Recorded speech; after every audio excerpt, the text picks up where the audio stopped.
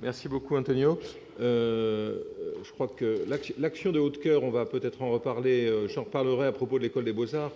Elle est extrêmement ample, en fait, et on en perçoit seulement quelques aspects. Je retiens de ce que tu dis une posture qui a été évoquée par Rémi Baudouy avant, qui parlait de promiscuité. Il y a chez certains des hauts fonctionnaires de Vichy des effets de milieu qui opèrent de multiples manières, dans tous les sens. Des effets de milieu d'avant-guerre, des effets de sociabilité pendant la guerre, des effets d'intimité. Antonio a parlé de ce document absolument indispensable qui est le rapport le journal de Landowski, disponible très facilement sur le web, qui montre très bien les rapports quotidiens entre les deux. Donc promiscuité, amitié, ce sont aussi des catégories de cette période. Trisha va nous parler d'un aspect de la politique des Beaux-Arts dans cette période, autour du Conseil des bâtiments civils. Voilà.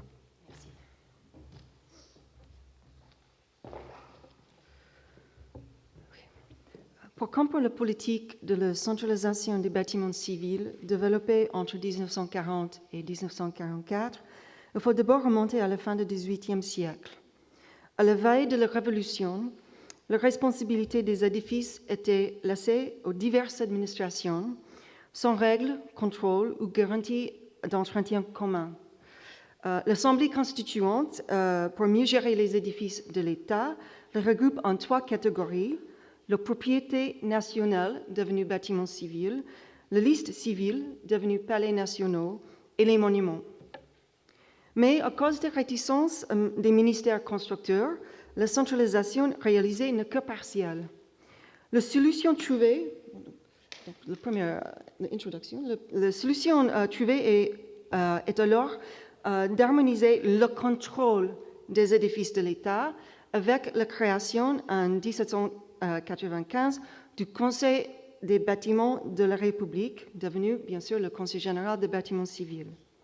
Désormais, l'administration des bâtiments civils comprend un service de gestion et un service de contrôle. Malgré le caractère partiel de cette centralisation dans un premier temps, le service et le Conseil général restent influents durant la première moitié du XIXe siècle. Puis, les bâtiments civils sont ballottés, d'abord entre les ministères de l'Intérieur et Travaux publics, et dans un deuxième temps entre Travaux publics et le ministère qui s'occupe des arts, soit instruction publique, soit des arts. Cette errance conduit à une réduction de statut, des effectifs et du budget, situation aggravée par les lois de la déconcentration administrative de la fin du XIXe siècle qui rendent l'examen des projets ministériels par le Conseil général facultatif. Quand les bâtiments civils trouvent enfin un rattachement stable au sein de Beaux-Arts en 1995, là avec le ministère de l'Instruction publique, le service et le Conseil général sont très affaiblis. C'est enfin au début du XXe siècle que l'ambition de centraliser les services ministériels de l'architecture renaît, demeurant un leitmotiv jusqu'à 1946, malgré les nombreux bouleversements de cette période. Les réformes des bâtiments civils sont lancées par Étienne Dujardin-Beaumetz, sous-secrétaire d'État de 1905 à 1912, et son chef de cabinet, Paul Léon. Elles sont déclenchées suite aux divers scandales concernant des édifices construits par d'autres ministères. Je n'ai pas le temps d'en parler ici, mais c'est toute une série. Et c'est ça qui a légitimé un renouveau du bureau et du conseil général pour mieux assurer la qualité des constructions et aussi leur budget. Les réformes avancent durant toute la période sur les deux fronts, gestion et contrôle. L'amélioration du statut du bureau est liée à la création d'une administration plus importante pour l'architecture. 1907 marque l'unification des bâtiments civils et des monuments historiques et la création d'une division des services de l'architecture. Les palais nationaux intègrent les bâtiments civils en 1929. Avant, ils étaient rattachés bizarrement au bureau des théâtres. Et un service extérieur de contrôle est rétabli en 1933. Puis, Georges Huisman pilote la rédaction du décret-loi de juin 1938, dont le rapport retient le principe de centralisation des services ministériels de l'architecture au sein des bâtiments civils, et les études pour l'application de ce décret-loi soutiennent la poursuite de la centralisation. Ces recommandations retenues par Louis Hautecoeur fondent la loi du 1er décembre 1940. Donc, cette loi complète le décret-loi de 1938 et la division des services de l'architecture est transformée en direction de l'architecture.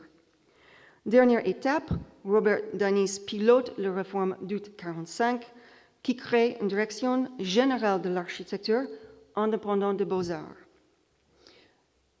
Et on voit dans les années 40 comment les bureaux des bâtiments civils sont renforcés.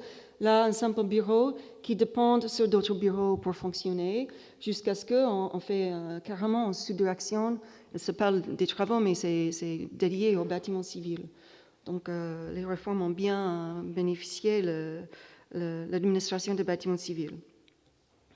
Malgré l'appel à la centralisation, ceci n'est que partiel, une fois encore. Comme après la Révolution, l'harmonisation du contrôle devient la pierre angulaire de cette politique. La réforme du Conseil général de mars 1911 rend obligatoire l'examen de tous les projets ministériels présentés par les architectes. Donc, ça renverse la fin du 19e où les choses sont devenues facultatives. Donc, c'est une réforme très importante. Néanmoins, la phrase présentée par les architectes crée une possibilité de dispense assez populaire au sein de certains ministères qui dit les plans sont dessinés par les ingénieurs, les dessinateurs, les choses comme ça. Donc, ce n'est enfin en 1930 qu'on supprime cette petite phrase-là. Face à la diversification des financements des travaux, le décret de juillet 1932, puis le décret-loi de juin 1938 impose un passage devant le Conseil général, respectivement des constructions des établissements publics autonomes, puis des édifices subventionnés par l'État. En 1945, le Conseil devient le dernier ressort pour toutes les commissions d'architecture de l'éducation nationale, y compris monuments historiques et sites. L'importance de ces changements aboutit à transformer, en août 1945, le Conseil général des bâtiments civils en Conseil général des bâtiments de France. Ce changement de nom correspond aussi à une évolution de la composition du Conseil général. Avec les réformes, celui-ci devient d'abord plus interministériel, avec les réformes de 1911, puis 32, 34, 38 et 45. Nous voyons que le nombre de sièges augmente. Donc, pour les ministères, on a les postes en vert. De plus, de nouveaux sièges sont attribués à des fonctionnaires de l'administration de l'architecture en rose, ainsi qu'à des administrations comme les présidences et le Conseil d'État en orange, voilà, là. Et l'Ordre des architectes et la Ville de Paris, on a plus de sièges là en violet. Néanmoins, le nombre des architectes temporaires, on voit en bleu, et en rose fluctue selon les besoins, selon le nombre de dossiers qui arrivent devant le Conseil. Même chose pour les inspecteurs généraux. La création d'un service extérieur en 1933 amène à la perte d'un poste là, qui amène à la création d'un poste d'adjoint juste après. Et puis, avec l'arrivée de la reconstruction, on ajoute un poste inspecteur général et au fur et à mesure 3 postes d'adjoint. Donc, il faut souligner que la centralisation des services de l'architecture poursuivie durant ces 4 décennies est liée à une inquiétude partagée par tous les régimes. Et Vichy, ce n'est pas quelque chose à part dans cette pensée. Donc, il s'agit de redresser les finances de l'État. Dès 1919, de nombreuses enquêtes, surtout celles de la Cour des comptes et du Comité de réorganisation, le Comité national de réorganisation, souligne les problèmes liés à l'absence d'un unique service de l'architecture. Il s'agit de la duplication des emplois et la multiplication des procédures à suivre pour les fournisseurs. Face à ce scénario, le changement de régime sert en fait à accélérer les réformes. Ils ne pêchent rien, en fait, ils servent les réformes. Toutefois, la centralisation souhaitée peut sembler utopique, car elle est bloquée chaque fois au Conseil des ministres, comme après la Révolution.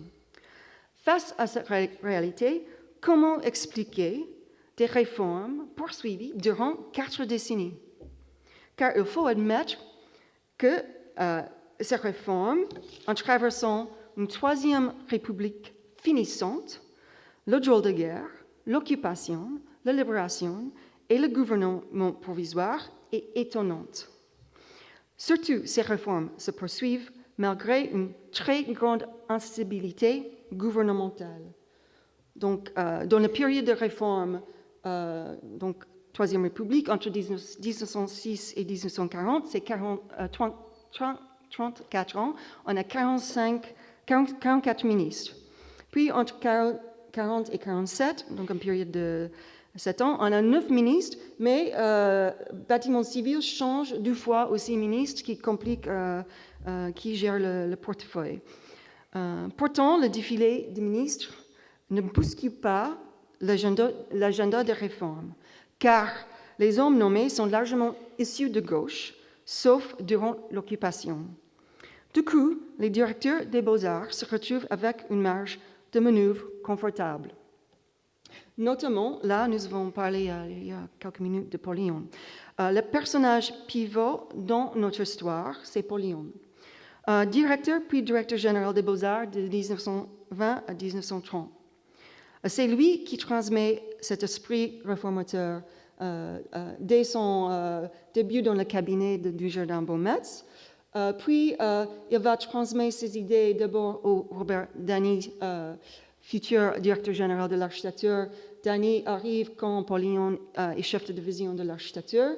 Et puis, Louis Haucoeur et les 3 fonctionnaires clés dans l'administration des bâtiments civils durant l'occupation, René Perchet, Claude Delestaigne et Henri Cosseran de Voinoisy, qui arrivent quand Paul Léon est directeur général de Beaux-Arts. Donc, on a vraiment un lignage, une linéarité qui est poursuivie par ces relations. Le drôle de guerre contribue aussi à souder ces acteurs, surtout autour de René Perchet. C'est Perchet qui a dirigé l'administration des Beaux-Arts évacué au château de Chaumont-sur-Loire. Lorsque le château est pris par les Allemands le 2 juillet, donc les petits fonctionnaires de Beaux-Arts résistent les Allemands à peu près 24 heures, après ils cèdent le château. Perchet se replie avec son administration à Dissay, en Haute-Vienne, avant de préparer le retour à Paris, achevé le 25 juillet. Le fait aussi d'être localisé sur Paris, surtout avant la disparition de la ligne de démarcation, joue aussi. Les restrictions sur la correspondance entre Vichy et Paris rendent les Beaux-Arts plus ou moins autonomes. C'est difficile à vraiment échanger. Enfin, peut-être très important à noter, à la différence de monuments historiques, très peu de bâtiments civils subissent des dommages durant l'offensive allemande. Quand le bureau de bâtiments civils recommence son travail à la fin de juillet 1940, il reprend là où il s'est arrêté. Un autre facteur expliquant cette continuité est la création d'une administration parallèle pour la reconstruction. L'idée de développer l'intervention de l'État dans des questions urbaines est déjà discutée dans les années 30 et le décret-loi de juin 1938 souligne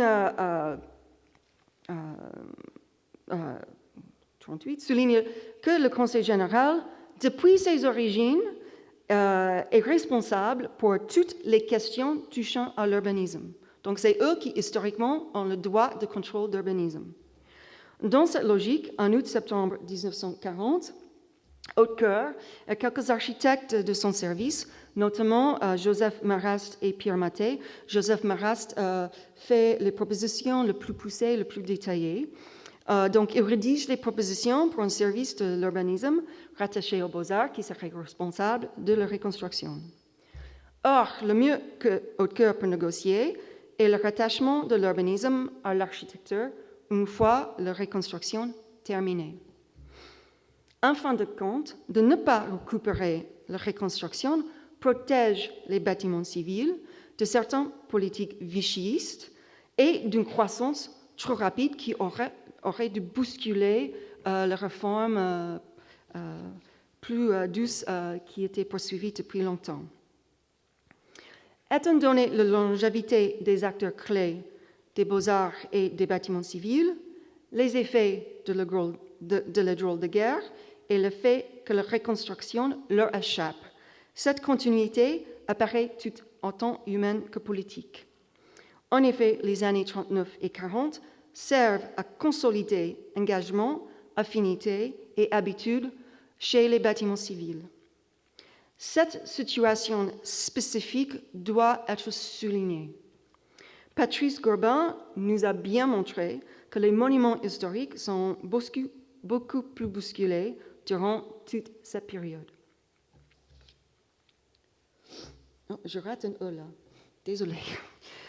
Néanmoins, l'impression de routine qu'en ressort est trompeuse. À partir du 12 juillet 1940, les activités des organismes consultatifs sont suspendues.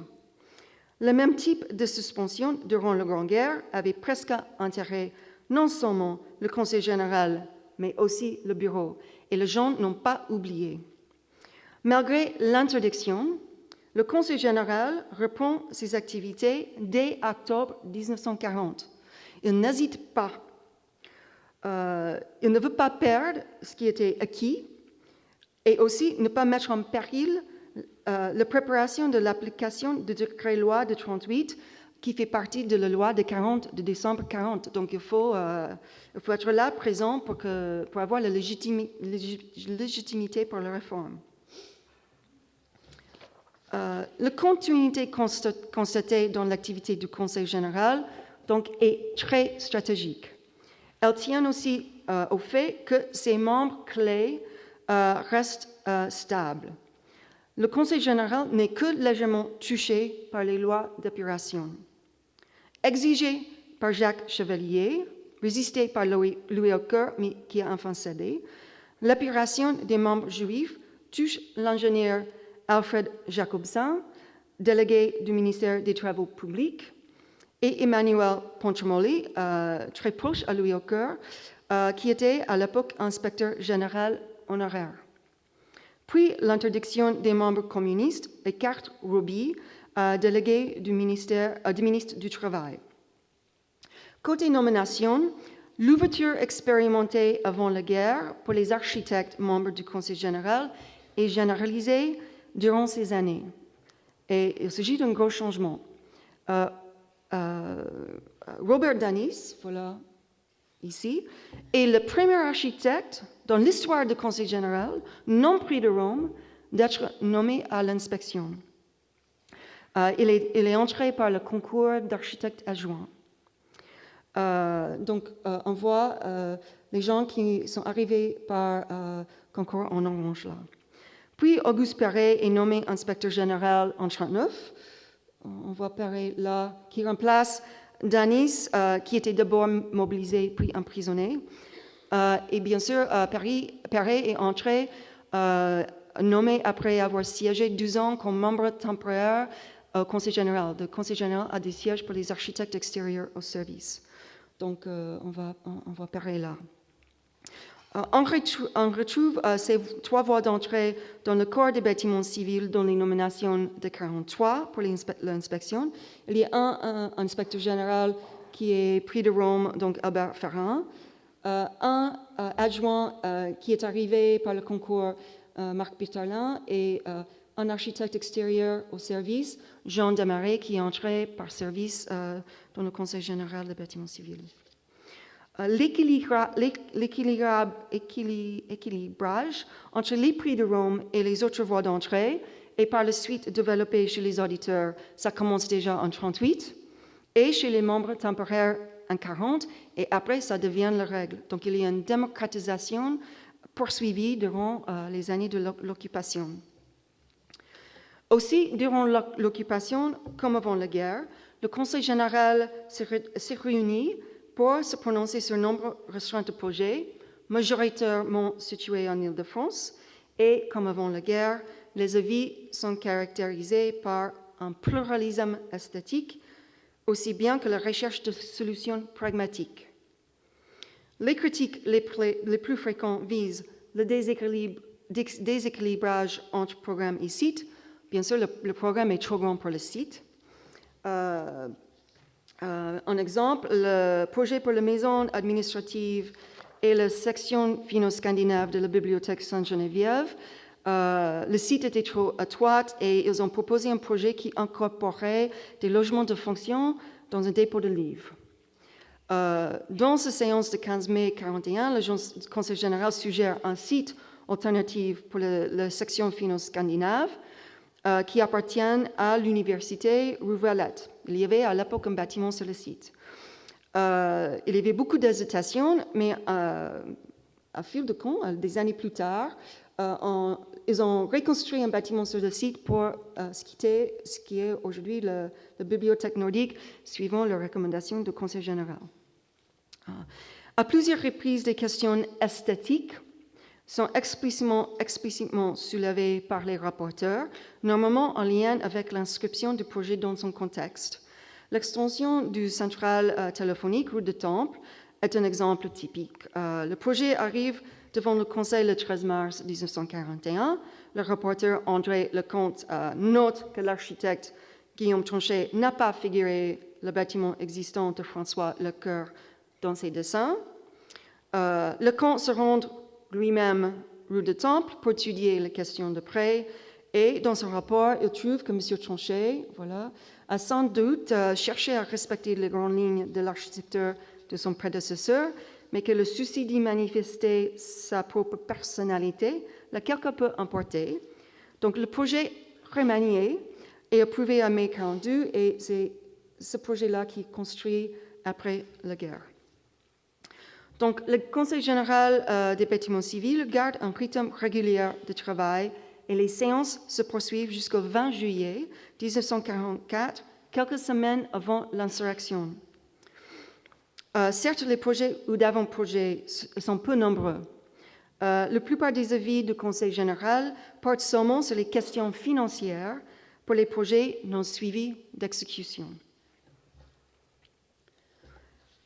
J'ai commencé par parler de l'importance jouée par l'ambition révolutionnaire de centraliser les services de l'architecture. C'est certainement le point où la rhétorique le plus évident dans les archives de bâtiments civils. Ils citent tout le temps les documents des révolutionnaires. Or, la fin soudaine des réformes, au printemps 1947, révèle la présence d'une deuxième ambition qui reste en arrière-plan jusqu'à ce que la direction de l'architecture devienne une direction générale. Il s'agit de la création d'un ministère des Arts autonome. Le premier attachement de Beaux-Arts le premier rattachement des bâtiments civils aux Beaux-Arts est bien sûr le moment quand on essaie de créer un ministère des Arts, 1890. Si la création d'une direction générale... désolé, j'ai sauté un truc. Donc, les réformes qui s'enchaînent à partir du Jardin Beaumetz et Lyon correspondent à un renforcement des beaux-arts. Donc, il y a une volonté de renforcer tout pour renforcer les beaux-arts. Si la création d'une direction générale de l'architecture en 1945, qui va dans le sens de créer un grand service de l'État de l'architecture, peut-être souhaité à la Révolution, elle n'est pas bien vue par l'administration des beaux-arts qui perdent en ce moment 80% de son budget. C'est énorme. La partie architecture de bâtiments civils dans le budget de Beaux-Arts. en 1944. En avril 1947, le syndicat du ministère de l'Éducation nationale exprime une inquiétude. L'architecture, libérée de la tutelle d'un directeur de beaux-arts, pourrait être facilement absorbée par un autre ministère. Donc, si on perd l'architecture, on perd la possibilité de vraiment peut-être faire un ministère des Arts. Ajoutons que vers 1947, il apparaît évident que le MRU, le ministère de Reconstruction et d'Urbanisme, était là pour durer et que l'urbanisme ne reviendrait jamais à l'architecture. Ainsi, dans le cadre des mesures d'austérité budgétaire, la loi d'août 1947 réduit la direction générale de l'architecture à une simple direction rattachée à un ministère des Arts et des Lettres, créé en janvier de la même année, qui a duré à peu près 8 mois, je crois. L'ambition de créer un ministère des Arts importe désormais sur celle d'une centralisation. Pourtant, c'est la cohabitation initiale entre ces deux ambitions, une explicite et une implicite, qui porte le mouvement réformateur lancé avant la Grande Guerre jusqu'à sa cristallisation dans le décret-loi de 1938 et sa consolidation dans la loi de 1940. Pour le bâtiment civil, les années Vichy se fondent dans une période beaucoup plus longue. Merci.